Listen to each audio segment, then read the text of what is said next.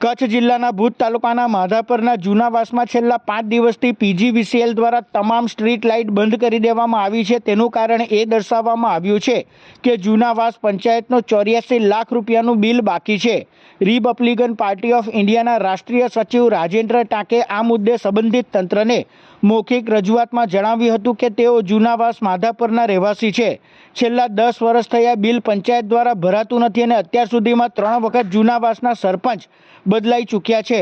હાલ જે સરપંચ છે તેમણે 2022માં સીટ સંભાળી હતી। તે સરપંચે જૂનું અને નવું વીજળીનું બિલ કટકે 20 લાખ રૂપિયા ભરી દીધા હતા।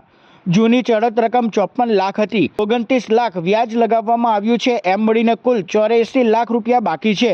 હાલના સરપંચ વ્યવસ્થા મુજબ થોડા રૂપિયા પીજીવીસીએલ કંપનીમાં જમા કરાવે છે, પરંતુ જૂના 2 સરપંચના કારણે આટલું મોટું બિલ ચૂકવવાનું બાકી રહી ગયું છે। 2016થી વીજળીનું બિલ ચડત છે। બિલ દર વર્ષે જે તે પંચાયતના જવાબદાર સરપંચ 2016થી 2022 સુધીના સરપંચોએ વીજળી બિલ ભરવાની તકેદારી રાખી હોત તો આ પરિસ્થિતિ ઊભી ન થાત।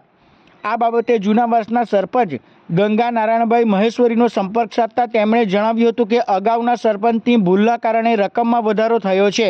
આજે રૂપિયા 10 લાખની ભરપાઈ કરી આપી છે, ત્યારે પીજીવીસીએલના અધિકારીએ કેટલીક જગ્યાએ લાઇટ ચાલુ કરશે તેમ જણાવતા તેઓએ ભુજના ધારાસભ્યનું ધ્યાન દોર્યું હતું। અંતે આજે સાંજે પીજીવીસીએલ દ્વારા લાઇટ ચાલુ કરવાની હૈયાધારણા આપવામાં આવી હતી। ખોટા પબ્લિકને હેરાનગતિમાં ઉતારવાની વાત છે, એટલા માટે મારી એક રિક્વેસ્ટ છે કે અત્યારે જો પંચાયત પૈસા ભરવા તૈયાર છે તો પબ્લિકને ખોટી હેરાન કરવામાં ના આવે એવું મારું આ મંતવ્ય છે।